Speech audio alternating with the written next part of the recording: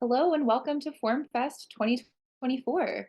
My name is Elizabeth Bynum Sorrell. My pronouns are she, her, and I'm Senior Manager for Research and Engagement with the Digital Benefits Network at the Beck Center for Social Impact and Innovation at Georgetown University. You can learn more about our work in the chat at the link that will be shared there. And while you are in the chat, please feel free to say hello with your name and where you're joining us from today. We'll be using the Q&A function for your questions, which you can find on the right side of your screen. Please add them as you think of them, and I will be asking them aloud for our speakers and the recording during the Q&A portion at the end of this session. We will be diving right into today's session, forum accessibility improvements. Our speakers will be introducing themselves briefly, and you can also check out their full bios by clicking on their speaker profiles. And we encourage you to connect with them on LinkedIn as well. Each group of presenters will have about 25 minutes to present, leaving us with 10 minutes for your questions at the end of the session. Again, a big welcome to FormFest, and I will now turn it over to you, Laryn, Erin, and Kylie.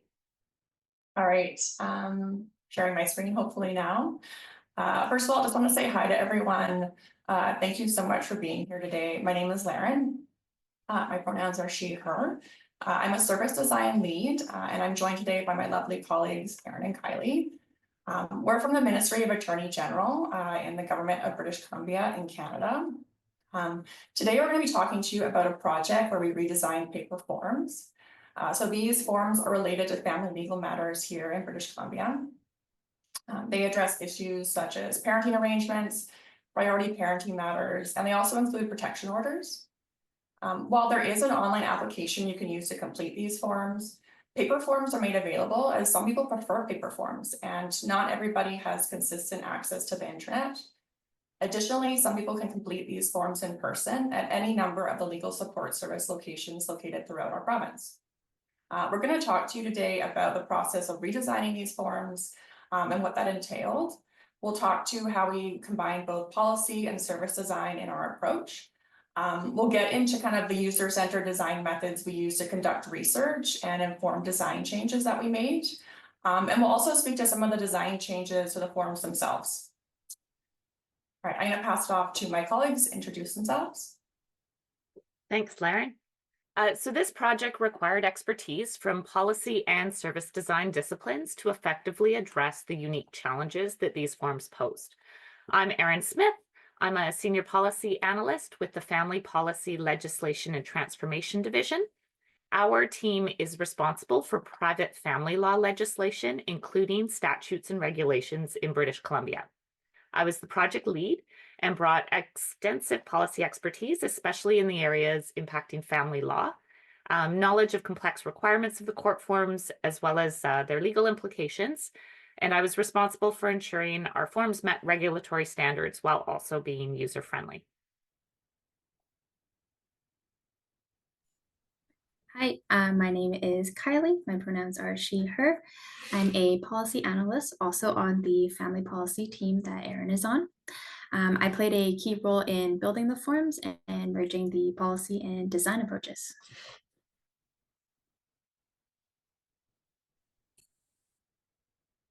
All right, just give you a bit of context of where we work and where we're coming from.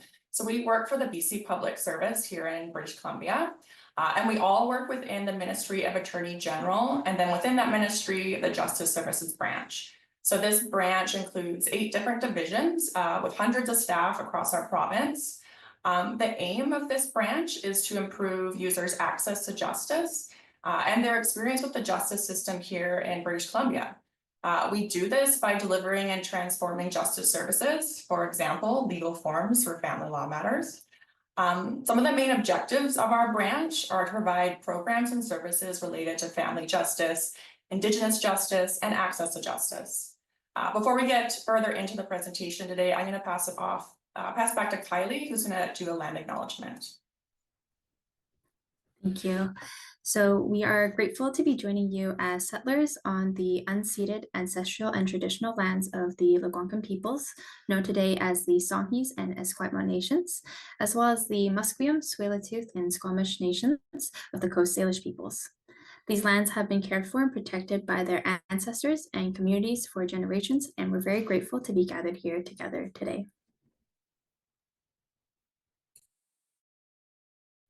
So a little overview of what we're going to be talking about today. We'll start with the project that is kind of at the cornerstone of this presentation. We'll give you a little bit of a backgrounder on it. And then we'll talk to you about why it matters, particularly in relation to kind of family law as well as access to justice. We'll talk to you about how we identified issues with the original forms. And then we'll speak to our approach and methods, kind of that combination of policy and service design, as well as going into some of the user-centered research methods we used. Lastly, we'll talk about kind of the outcomes from this project and the impact it's had. So we'll talk a bit about the successes, we'll talk about the challenges, the things we've learned, and we'll also touch on its impact for access to justice. So to kick us off here, in the summer of 2023, our team launched a project aimed at improving the usability of the Provincial Court Family Rules forms. So the Provincial Court here in BC has jurisdiction over provincial legislation for family law issues when people separate or are parenting apart. And this includes parental responsibilities, parenting time, child and spousal support, guardianship, and protection from family violence. The rules and forms to support court applications were actually reformed just 2 years earlier, transforming them to improve access to justice through centering around the self-represented litigant rather than lawyers and judges as the primary users of rules and forms. So the vision was that a form should allow a self-represented litigant to participate in the court system by getting their key information and stories to the court in a way that facilitates the court having what it needs to make decisions.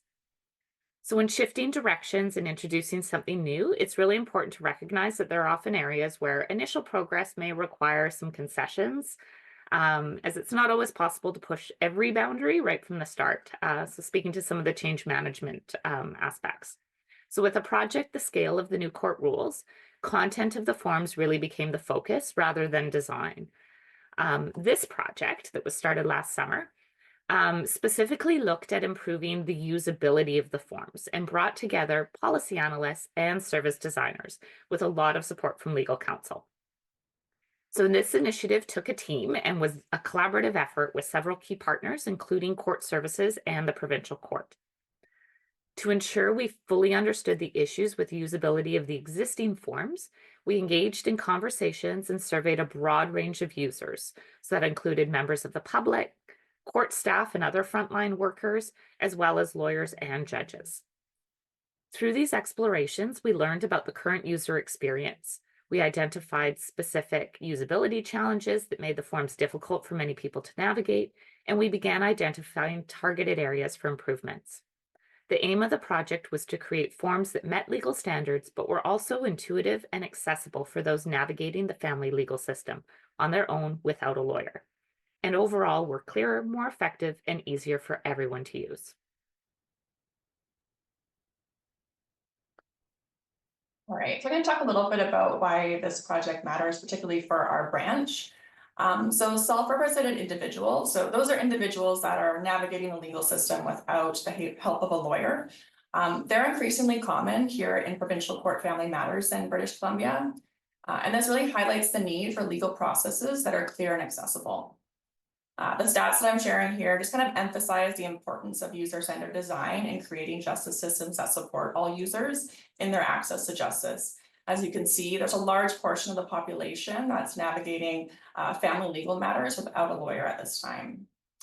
As we're going to be talking about access to justice a bit throughout this presentation, I also want to quickly pause and speak to what it is in the context of the project we're discussing today. So access to justice refers to the ability of individuals to understand and use the legal system to protect their rights, resolve disputes, and obtain fair outcomes. It ensures that everyone, regardless of income, background, or circumstance, can participate in the justice system and have their voices heard. The forms that we're talking about today, they're an example of efforts to improve access to justice for individuals here in British Columbia. These forms can be completed without the help of a lawyer, and the intention is that individuals who use the forms themselves can still have equitable access to family legal issues, just as those do with a lawyer. So while the forms and the rules which they support are kind of products of policy, it's important that the methods we use to redesign the forms balance the needs of our diverse users. So we did that by bringing together both policy team members and service design team members from different areas of our branch to collaborate on this project in a really innovative way. So just a little backgrounder here, policy is obviously the set of principles, rules, or guidelines that governments create to address issues, guide decisions. It shapes how systems operate and it impacts the lives of those who are affected. Service design is the process of improving or creating services to make them more user-friendly, efficient, and accessible. It considers the needs of both users and service providers, and it focuses on the entire journey and experience. So we combined both policy expertise and service design know-how to address the redesign challenge. The policy team brought an understanding of regulations and guidelines to maintain legal requirements on the forms. They identified key stakeholders like judges and other frontline staff who were key in providing feedback. And they were also able to define the project needs and limitations from a policy viewpoint. On the service design side of things, we identified the research activities that would be helpful for identifying problems with the original forms and developing new ideas. We were able to introduce activities like user testing, and we helped recruit and compensate members of the public for user testing to make sure we were reflecting the value and importance of their user knowledge and perspectives. The collaboration between our two teams allowed us to maintain policy objectives while balancing the needs of diverse user groups. So once the policy and service design teams are ready to collaborate, it's time to get started. Early on, user feedback was really integral to understanding the project scope and the problem space. The project began with surveys. These were done to better understand the key challenges users were having with the original forms.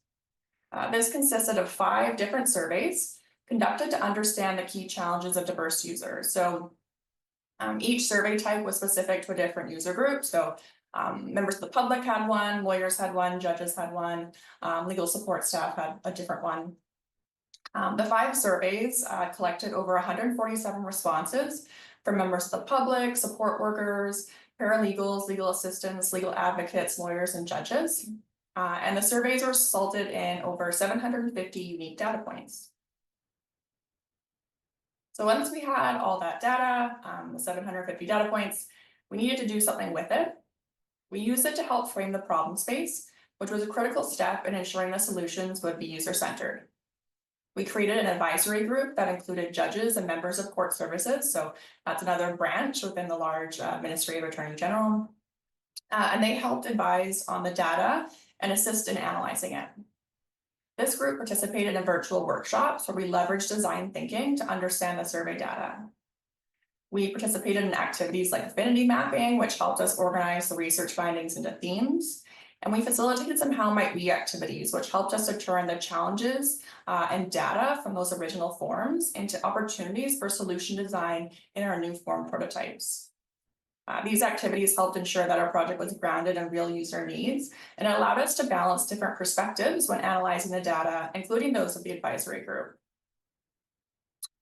So when we're redesigning these forms, it really required us to carefully balance several competing needs, as these forms are used by different users with different needs and objectives. So members of the public use these, lawyers use these to support their clients, judges use the forms to make decisions. For the public users, the forms have to be concise and easy to navigate with clear instructions to support comprehension. At the same time, we can't compromise on the legal requirements that dictate what information must be included. Simplifying language was crucial for accessibility, but we also had to ensure users would not be disadvantaged in court by unfamiliarity with legal terms they might encounter. So if we have a more simplified term in a form, we want to make sure that they'll still understand that term when they go into court.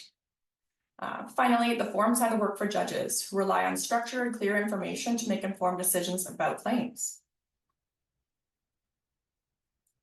So before going any further, we have the old form and what it looked like prior to the redesign. And some of the major pain points for users were how long the forms were, which made it feel overwhelming before they even start. The complex language and legal terms, Poor formatting and design also make the form difficult to navigate and know what needs to be completed and what doesn't. And what you'll also notice is that there are no clear sections to separate the different parts. There aren't page numbers to indicate your progress or other visual cues to help guide the users to important information and instructions. They all kind of just blend into each other. This can often lead to questions being missed or the client just misunderstanding the question. So after identifying the main issues, we started by prototyping solutions that would address these diverse needs. And it was extremely important to us to come up with solutions that would work for everyone. And we began by simplifying the forms, removing unnecessary content, and consolidating information. This made the forms easier to understand for those without legal experience, but also streamlined things for legal professionals who needed to quickly access the client's information. We also focused on creating a more intuitive structure.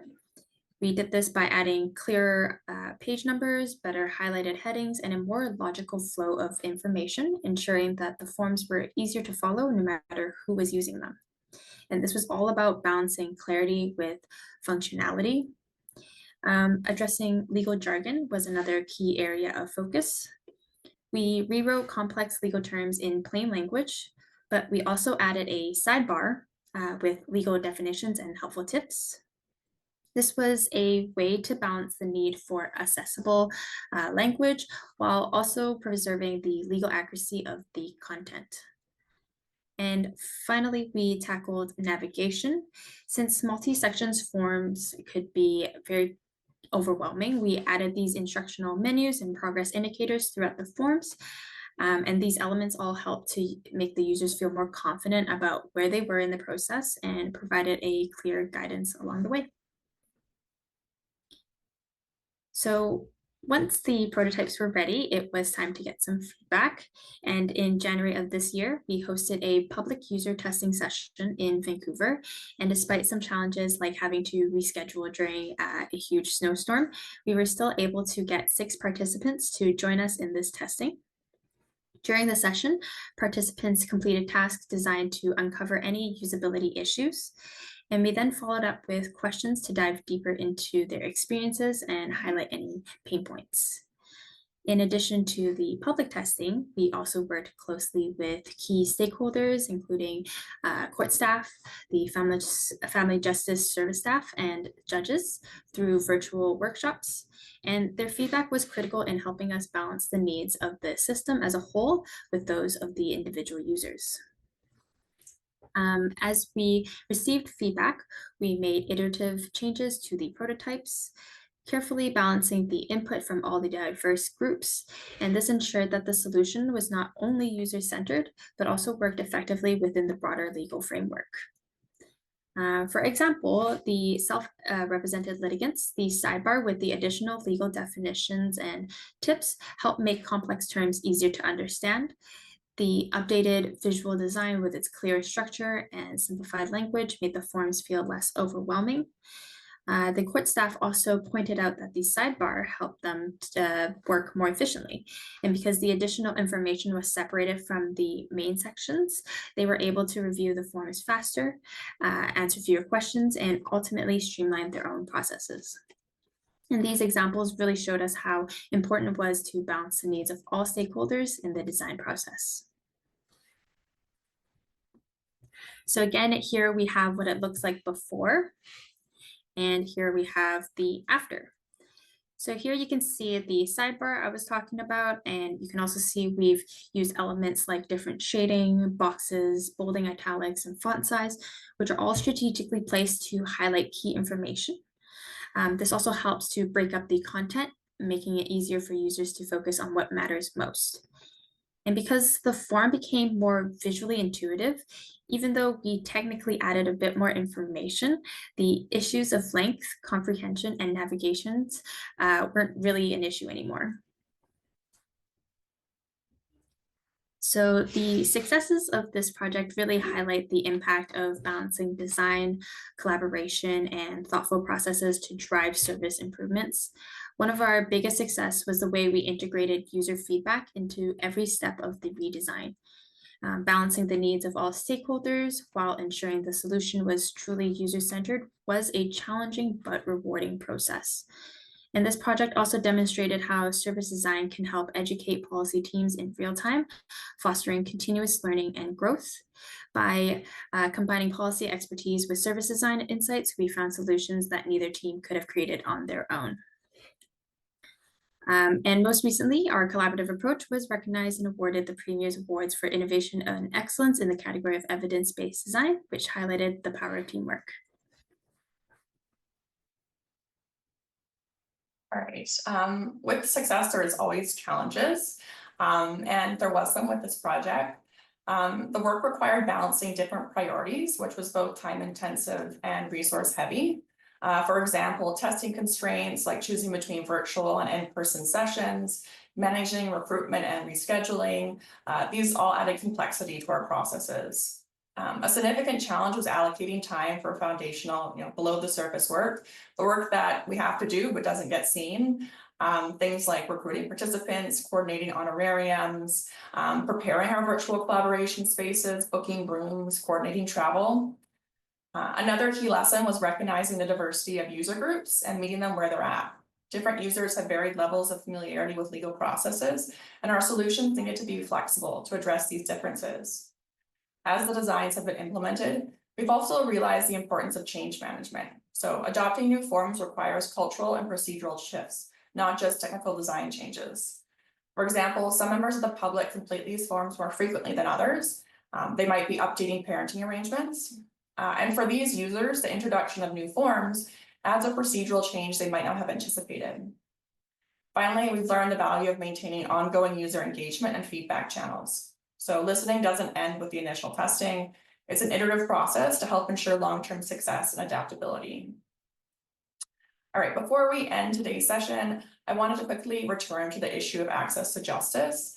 As I mentioned at the beginning of this presentation, access to justice is a key objective for our Justice Services branch. Bringing together policy and service design was an innovative method to approach a project like this for our branch. It really allowed us to balance the expertise of policy with its understanding of the legal requirements, with the needs and perspectives of a really diverse user group. The use of user-centered design methods allowed us to understand different user groups and how the family legal rules and forms affect them in real and tangible ways.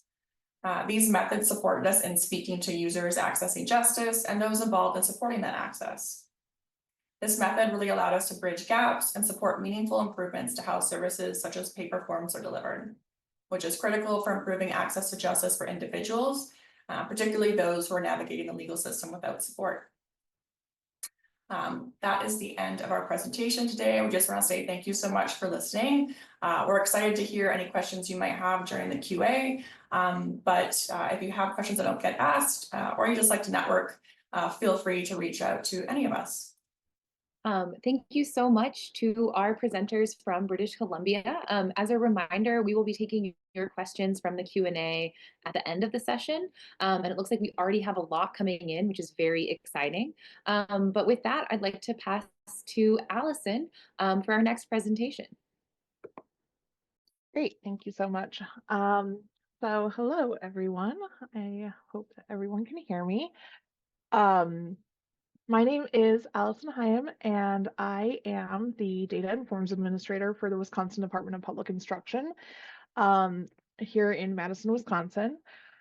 I am first and foremost, a forms person. So I recently participated in an activity where I was asked to describe my job badly. And my answer was, I make red tape. And that kind of sums up what I think we do a lot of the time as forms designers and people who work in government. My philosophy, however, is to minimize the role of that red tape and the impact that that has on people who are accessing our services. And so in such can you hear me? Am I being heard? Okay, I got a notice on my computer that maybe I wasn't, so just wanted to double check. Thank you. So my philosophy is to try to not create red tape. So it's kind of a balance between those two things. This presentation is about trying to reduce those barriers to services that we have. And in doing so, I found myself running into situations where I was having to explain to my colleagues why we couldn't do what they wanted to do on a particular form.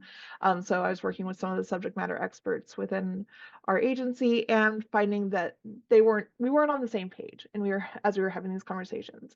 So this is a version of a presentation that I put together to work with our staff on so that they could have a better understanding of accessibility from the very base level on up. And part of my desire for doing that is not necessarily forms centered. So this presentation isn't a how-to on how to do forms accessibility. If that's why you thought you were coming today, I apologize. That's not what's going to happen. This is a chance for you to maybe borrow some ideas or use this as an opportunity to try to grow your organizations or maybe even your own personal understanding of accessibility and how you can use that to influence your design by putting accessibility first and not as an afterthought in your process. So to start off with, I think that if you attended this session, you probably have a good sense of the answer to this question, but why should we care about accessibility? So a little pop quiz, because I love a pop quiz first thing in the afternoon, because it's the law, because our grants say that we have to, because inclusion matters, because it will improve our work product, or E, all of the above. And as you suspect, the answer is E, all of the above. All of these things matter. I have loved attending the sessions today and all the different laws that concern this, people from around the world. I've watched people from around the world present today.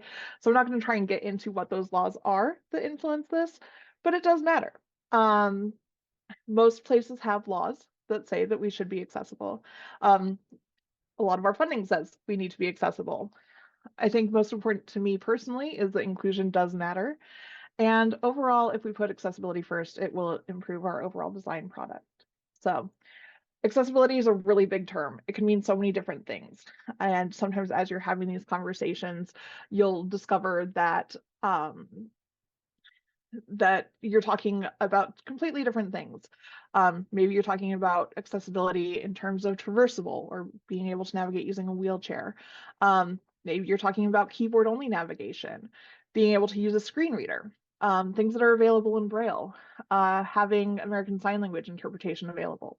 All of these different things come into accessibility, but the main focus of this presentation is to talk about a document or presentation whose information, contents, and meaning can be equally accessed by all individuals, regardless of the presence of organic or functional disability. So that's the definition I'm using for today for this presentation.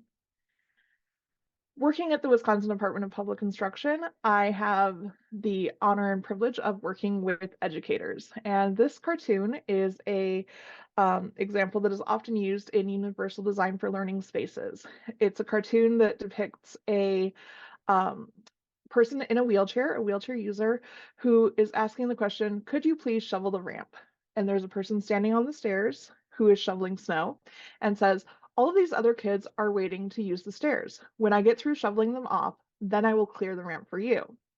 And the wheelchair user replies back, but if you shovel the ramp, we can all get in.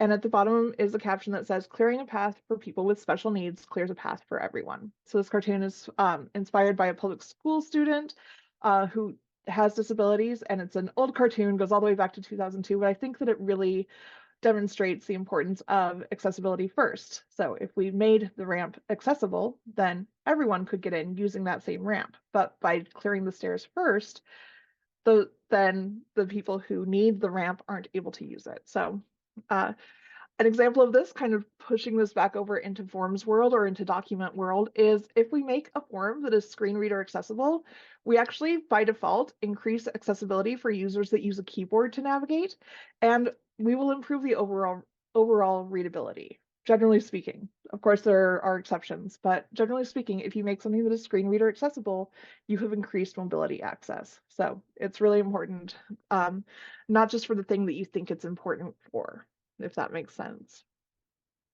So to kind of expand on this a little bit more, when we think about plain language, who is plain language for?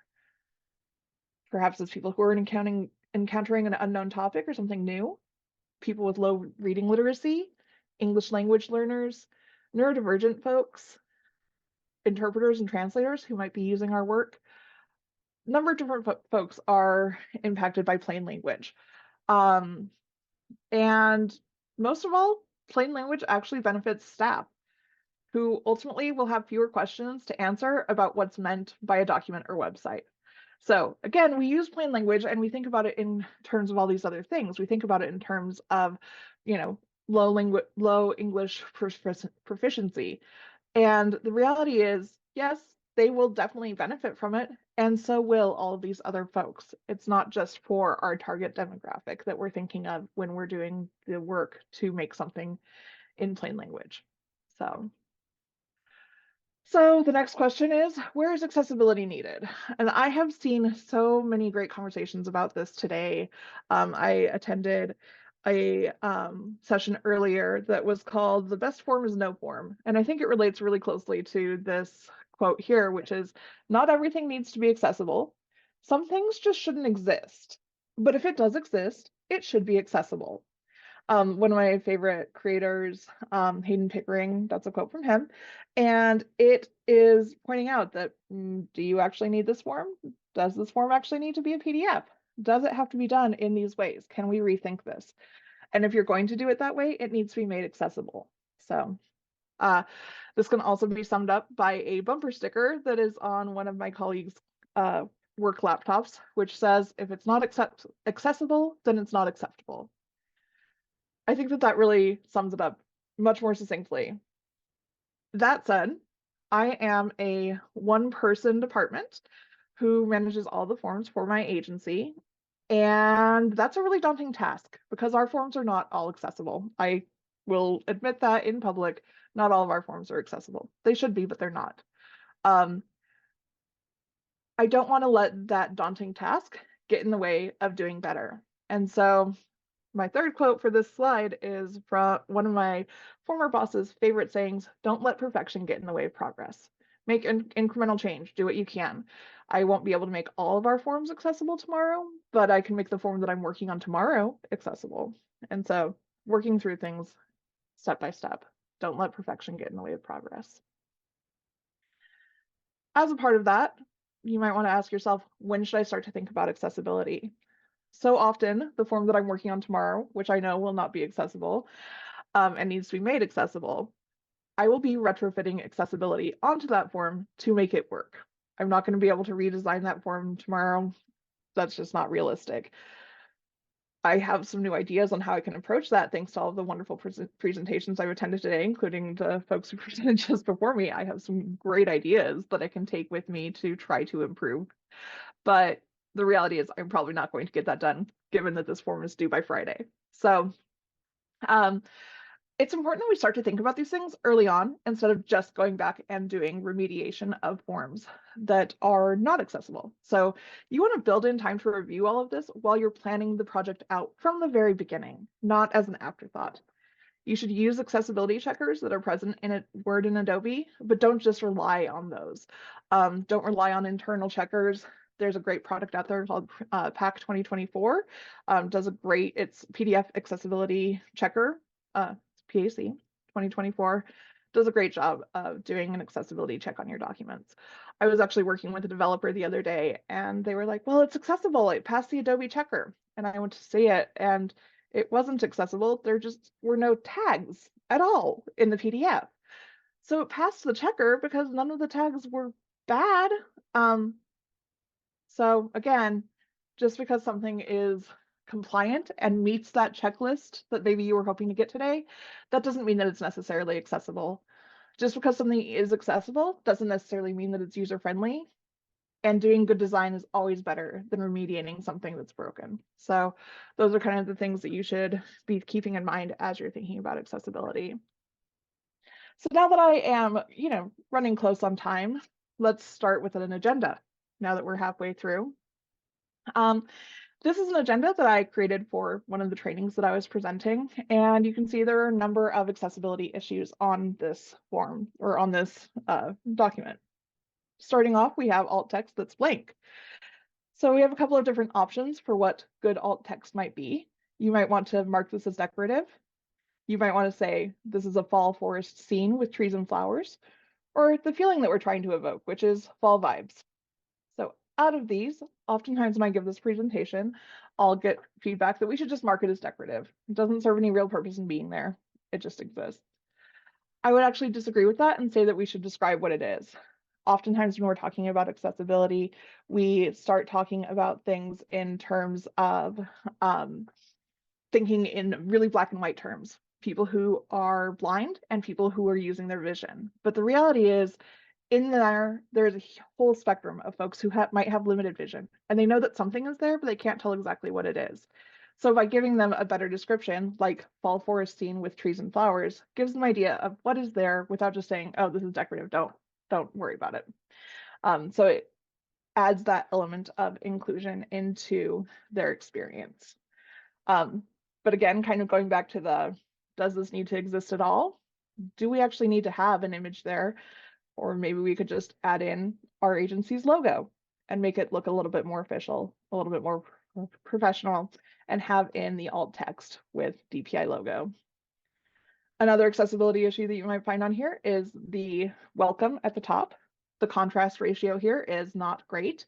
And so we could change that out and give it a better color. Simple changes that make a big difference. Down here, you'll see that we have some interesting facts about blindness, and they are in an interesting font. So we might want to choose a font that is easier to read, helps both people who might be having some vision challenges, as well as helping folks who might be neurodivergent. A sans serif font is preferred. Lastly, we have this agenda, and the agenda is in a table that is not a table. I think if you have designed a form or experienced a form, you have seen a table being used to hold structure and a table that is not a table. I think it's the #1 rule of form design, don't do this. And of course, everybody does this, right? As I was putting this presentation together, I was working with one of my colleagues who works at the Wisconsin School for the Blind and Visually Impaired. And I was like, okay, so let's put this presentation together. And I was like, we'll just get rid of the table and, make that part disappear. And we will say, this is so much better. So now we don't have a table that's not a table. And she was like, hold up, Allison. Actually, this is worse. Having this space here with nothing in it is actually a worse design choice than having the table that wasn't a table, having that merged cell across the top. So not letting perfection get in the way of progress. Oh, I learned something new. Here I am putting together a presentation on accessibility and doing accessibility badly. Awesome. But her recommendation was to actually redo the table altogether and pull it out so that, let's see if I can get it to show up here. We can get rid of the welcome at the top, move the word agenda up there, and then make a table that is actually a table. So we have a column for the times and a column for the activities. This is a table that is actually functioning as a table. Much better design choice. And lastly, the last one that we have on here is we have a click here to download slide deck. And that is one of the big accessibility no-nos. You would never want to see click here. You want to actually have descriptive information about what it is. So you could replace that with download slide deck. It's always important that we check our links, just like you would anytime you're doing a document. And I click the link and, oh no! Happening. So I clicked the link and I was taken to the red-headed British singer Rick Astley singing his song Never Gonna Give You Up. So this is a Rickroll, commonly known as a Rickroll, and I want to thank you because my partner bet me that I would not put that into a presentation that I was giving. And here I am. So I get dinner made for me tonight. So thank you for bearing with me. But I do have a question about this. Is this Rickroll accessible? So as we're thinking about this, everyone was Rickrolled equitably, regardless of organic or functional disability. Everyone clicked that link and was taken to the same location. So it was an equitable Rickroll. And this is where accessibility and usability are not always the same thing. So in this case, all I had to do was pause the video, stop the sound so that I could continue on with my presentation. If I was trying to navigate all of this without vision, trying to use keyboard only navigation, or just trying to figure out my way through the presentation, what took me a couple seconds as a user who is using my vision to navigate takes me a couple seconds. Someone with a disability, that might take minutes to try to sort out and get to the correct place. So just because something is equitable or technically accessible doesn't mean that it is usable. So that's just an example, a little fun example. Again, thank you for helping me not have to cook dinner tonight by bearing with me on that one. So this is another activity that I've used in my presentations with staff to try and help them to understand. I do want to give a little bit of a warning here. This activity involves scrolling text. It's going to scroll by very quickly. If that is something that does not support you, that would make you feel not good, make you feel dizzy, nauseous, cause a seizure, I will give a countdown so that you can close your eyes before it happens. But if you are able to participate, I want you to try to give me the main headings or the main topic of what this is about. So I'm going to go ahead and give a countdown and try to get a sense of what this text is about. So we have 3, 2, 1, and scrolling text.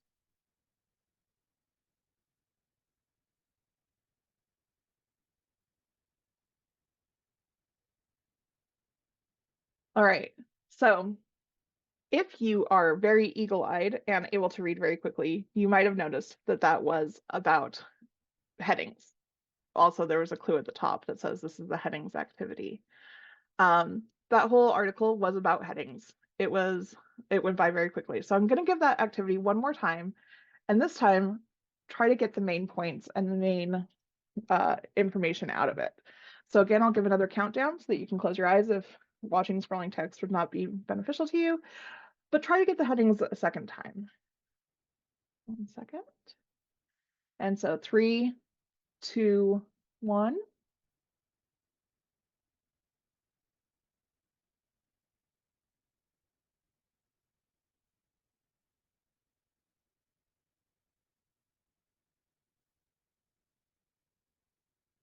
And so hopefully you were able to see and get a better sense of what those headings were as they scrolled by. Put a lot of time and effort into developing that activity because I wanted to ensure that those were actually scrolling at the same speed, and they are. So it feels like the second one's going a lot slower, but hopefully you were able to catch that the title of the article was Headings Are Essential.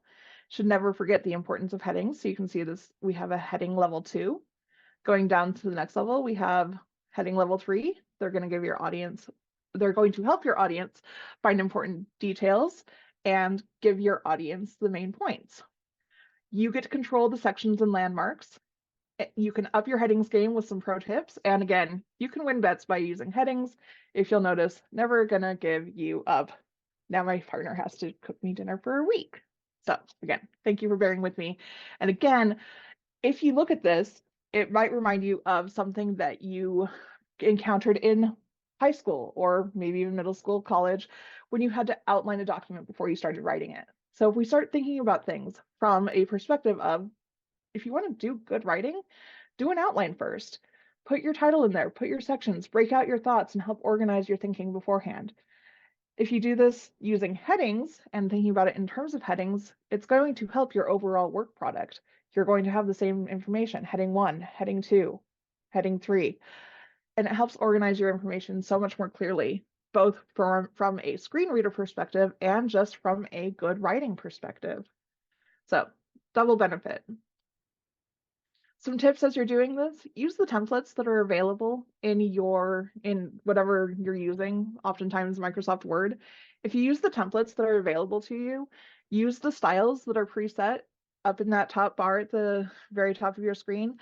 If you are in a position to be able to set those for your agency, set them to your style guide. We did that recently within my agency, and we were able to make it so that it saves our staff time So they don't have to think about the styles. They don't have to think about the colors. Everything is preset for them.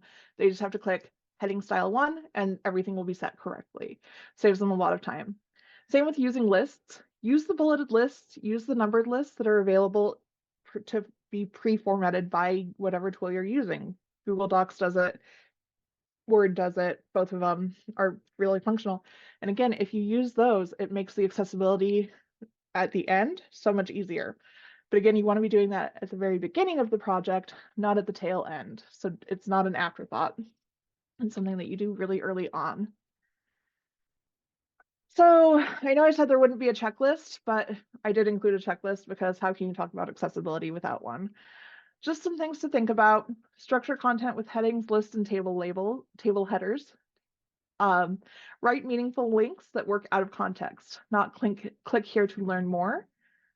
Write alternative text that describes what each image means in context.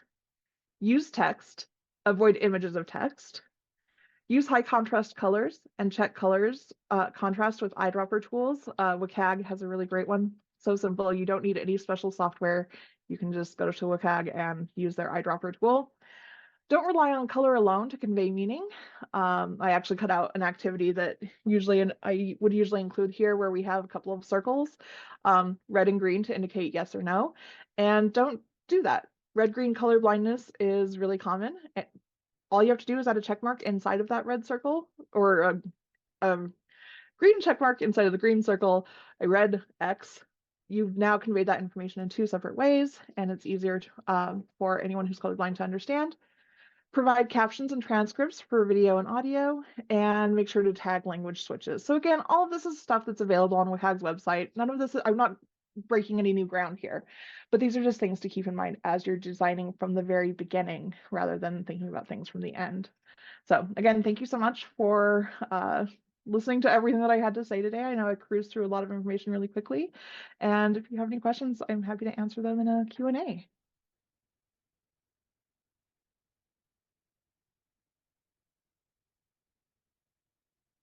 I was not unmuted. Here we go. Thank you so much, Allison, for that fantastic presentation. I'm really excited to get to our audience questions. So please, for our folks who are listening in, keep adding those questions to the Q&A box and be sure to upvote your favorites. We're going to get to as many as we can in the next 10 to 13 minutes or so. But the first question I would like to ask is for our team in British Columbia. So we had kind of a cluster of questions that I'd like to present to you all together. One of our attendees noted that when working to simplify forms of a legal or technical nature, they often hear, we'd like to simplify this language, but it has to be there because of X, Y, or Z law or regulation. Is that something that you all came up against? And how did you respond, or how might you recommend responding? And then I think kind of related to that, some folks were also interested in how you were thinking about accessibility for the legal terminology that you were presenting in those sidebars on the form example that you showed. So we'd love to put those kind of 2 questions to you all to start, and then we'll go from there. Thanks so much, Elizabeth. I'm going to start this off and kind of look to Kylie and Laryn to add in as well. So definitely challenging working with legal forms and legal languaging. And though there have been huge strides made to try and make things like the court rules more accessible in terms of just the use of plain language, there are still legal concepts that are really important not to change because they have really significant meaning. So for us, a lot of it was just about finding that balance. And that's really what we were talking about today, was balancing needs. So there are times where we needed to retain the legal concept and the legal language as it was, and then provide sort of the plain language explanation, which is where some of those sidebar content and some of the other supports come in. So it really was about recognizing when and how sometimes making something plain language actually changed the meaning to the point that it was actually no longer meaningful or representative of that terminology. And so for us, that was where, when we were talking about the paper forms, we've got the sidebar content. We do, for all of these forms, also have them in PDF, so the fillable PDF format, which we understand is still not super accessible in its own right. And there's also a web-based application, so similar to tax filing software, that is available for these forms as well. And that is a little bit more accessible for some people in terms of hover over definitions or the ability to click and link or have questions that pop up or that you can open up as you get to those questions so you don't have to see all the content. So there's quite a few different ways of interacting. And for us, the specific project that we were doing was around making those paper forms more usable for people who were choosing to use paper forms. And to provide that balance. So hopefully that answers it. And maybe I'll look to Kylie and Laryn to add, and you might want to come back to me. Yeah, I think that pretty much covers in. Our project was really revolving around the paper forms itself and not so much the digital version. We do have the digital version and it's much more accessible, obviously still with its flaws, but again, we're trying to target those who just are wanting to stick with paper, and making that more accessible, and by providing more options to them. Yeah. Awesome. Thank you all so much. So my next question is for you, Allison. How would you advise that agencies work to address accessibility from a policy standpoint? So should they be thinking about going beyond federal accessibility requirements? What might that look like? I mean, of course, they should be thinking about going beyond. And the reality is, I think the key part, for me at least, has been getting buy-in from all levels. It has to be from the folks who are working with the field. My agency is a little bit different. We work mostly with LEA, so we don't work directly with the public as often. But getting buy-in from our subject matter experts all the way through to upper management, cabinet level people, CIO, and getting them to invest time and money into it. So yes, we should be going above and beyond what those federal requirements are, and just getting there is a struggle in and of itself. So get there and don't let perfection get in the way of progress. Thanks, Allison. Kind of riffing on that a little bit, another question that we had in the chat for our colleagues from British Columbia is continuing to think about sort of stakeholder buy-in. And I'm also really interested in this question because I noticed that you all are an interdisciplinary team. So did you all have kind of a dedicated change management professional on your team? How did you think about kind of approaching that? Let me take off my policy analyst hat and put on the change management. We were it. We were the team. So we did all those things. So project management, we, were liaising with everyone. That said, I mean, the change management aspect was huge. So we were also the comms team and everything else. So it was working with all of those different groups that we know have interactions with the forms to ensure we were bringing them along. So that was part of it. So doing that research with them, bringing them along with some of the validation and testing, and then also continuing to communicate and work with them as we were preparing for implementation. So that was a huge aspect of the change management. Do I think it was done flawlessly? Absolutely not. Our reach is only what it is. People choose to engage with government messaging as they choose to. But we use our relationships with other organizations as well to help make that reach bigger, and to do what we can with our existing resources to extend that. So yeah, but it's us. Thanks so much. Allison, I've got a couple of questions that are kind of linked that I'd like to ask you. We had someone in the Q&A asking about the right balance of detail for making alt text accessible. So how much information to include. And then related to that, another person was wondering if you've used any AI tools to write alt text or to translate to plain language. And if you have, would you recommend or not? Kind of what are your thoughts on that? Those are both really great questions. I think one of the problems about thinking about accessibility in terms of a checklist is we think that there's a right way and a wrong way to do it. And the reality is folks here are actually designers still too. At the base of all this, there is preference that comes into all of this. So everyone's going to design a little differently when it comes to how much information to provide in there. You know, I don't remember mentioning like if there were trees or what types of flowers, what types of trees. I wouldn't go into that much. Imagine yourself listening to it as you're trying to make it through this document. What is essential and what is not?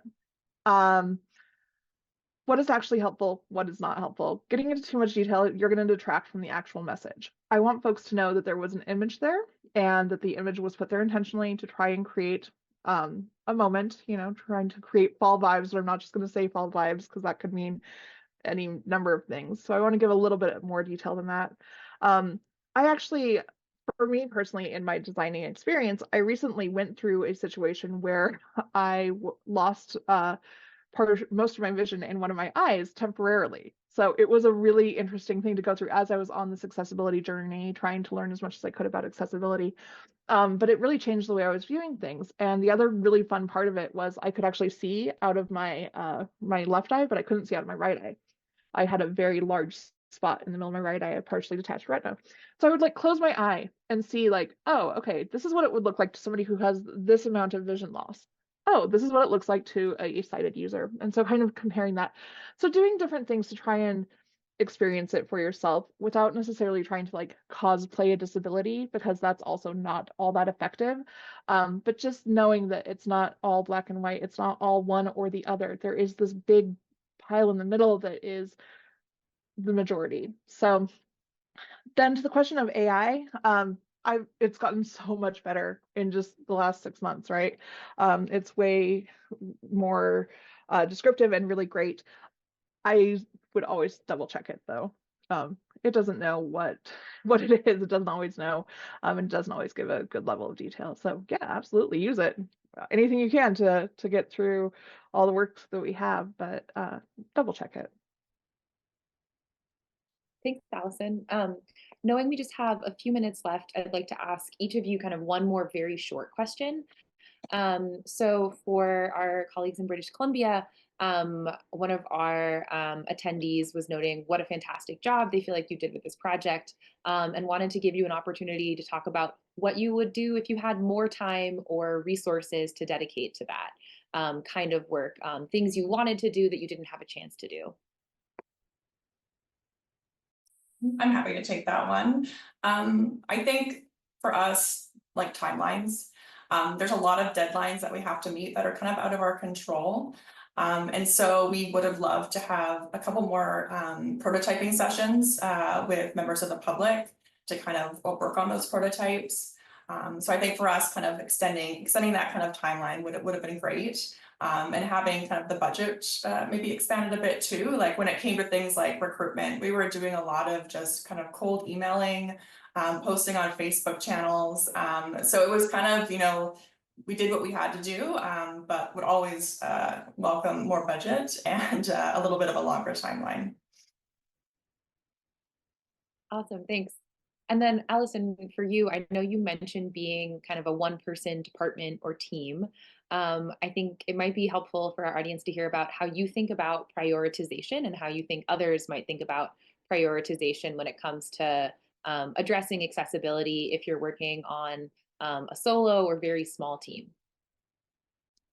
So yeah, I think that my answer would be is I would have more people to help with the editing process, to help with the all the research. I'm so impressed by what I've heard other people are doing. It's amazing. And if I had more folks and more time, that's what I would do. In terms of prioritizing what I'm working on, I will be honest, the first time I did form accessibility, it was a 3-page form. It took me 24 hours, like literally 24 hours of work time, 3 full days where I was doing nothing but trying to make that form accessible. I didn't know anything. I now can do a 3-page form in, you know, maybe an hour, and that's being generous. It wouldn't necessarily take that much time, and this is in PDF accessibility. So I would say practice, practice, practice. Do as much as you can to get better, and give yourself those tools to streamline, make things go as quickly as you can. Use AI where you can. Let Adobe tag it for itself. That's absolutely fine. Use that and double check it. double check it always. So I don't trust it. Thank you, thank you for that answer. And I'd like to say thank you, all of you, for your great responses to our wonderful questions from the audience. I'd like to give all of our speakers another virtual round of applause. And thank you all for sharing your work with us. This has been a great session. I've learned a lot and really appreciate all the engagement we've had from our audience. We next have instant networking until 3:45 p.m. Eastern. Followed by our closing keynotes on the main stage. So with that, we're going to be ending this live stream, but want to thank you all once again for joining us and just send another big thank you to our 4 speakers.